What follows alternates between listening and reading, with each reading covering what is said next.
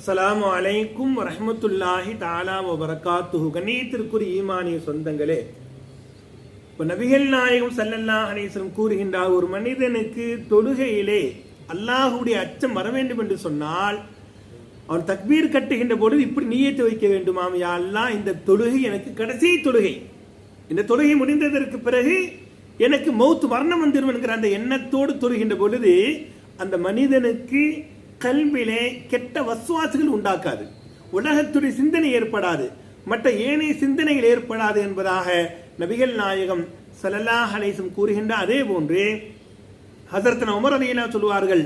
நான் தொழுகின்ற பொழுது அல்லாஹ்வுடைய அச்சம் வருவதற்காக வேண்டி நான் இப்படி நினைத்துக் கொள்வேன், யா அல்லாஹ் எனது வலதுபுறத்திலே சொர்க்கம் இருக்கிறது, யா அல்லாஹ் எனது இடதுபுறத்தில் நரகம் இருக்கிறது, ஏற்றுக்கொள்ளப்பட்ட தொழுகைகளாக இருந்தால் என்னை சொர்க்கத்தின் பக்கம் தள்ளிவிடு யா அல்லாஹ், ஏற்றுக்கொள்ளாத உனக்கு பொருத்தமான தொழுகை இல்லை என்று சொன்னால் என்னை நரகத்தில் தள்ளி என்பதாக நியத்து வைத்துக் கொண்டு தொழுவேன், எனக்கு அல்லாஹ்வுடைய அச்சம் வரும் என்பதாக உமர் இப்னு கத்தாப் ரலியல்லாஹு தஆலா கூறுகின்றார். அதே போன்று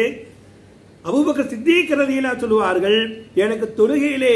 உள்ளத்தில் ஓர்மை ஏற்படுவதற்காக வேண்டி,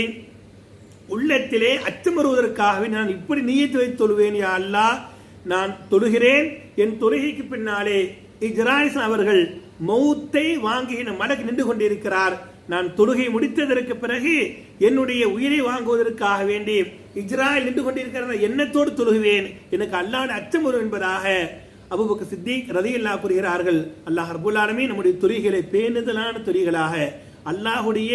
அல்லாஹ்வினால் அங்கீகரிக்கப்பட்ட தொழுகைகளை அல்லாஹ் உருவாக்கி கொடுப்பானாக. அஸ்ஸலாமு அலைக்கும் வரஹ்மத்துல்லாஹி தஆலா வபரகாத்துஹு.